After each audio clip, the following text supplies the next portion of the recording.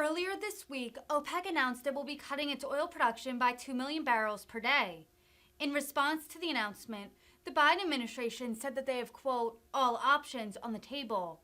During a State Department press briefing Thursday, State Department Principal Deputy Spokesperson Vedant Patel was specifically asked if an option included arms exports to Saudi Arabia.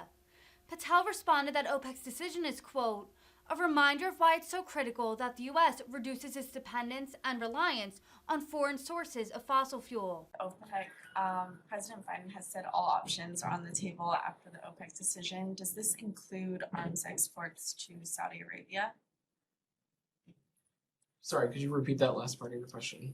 Does all options on the table include arms exports to Saudi Arabia and cutting those off? So I would take a little bit of a step back here and reiterate what our colleagues from the White House and elsewhere have been saying as well, which is that this decision to cut production quotas is short-sighted, especially given what's ongoing with the global economy at the time, dealing with the continued negative impact of the conflict in Russia.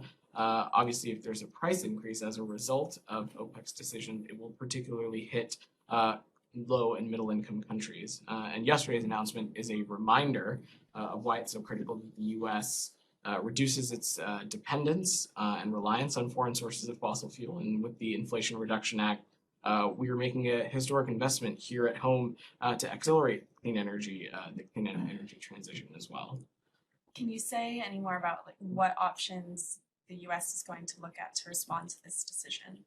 I'm not going to preview any specific options here. As you've heard many from across the interagency say, there's continue to be a number of tools in the president and the administration's tool belt. Of course, the Strategic Petroleum Reserve release, which the statement from NEC Director Brian Deese and NSC Director Jake Sullivan yesterday alluded to. So there continue to be a number of options on the table.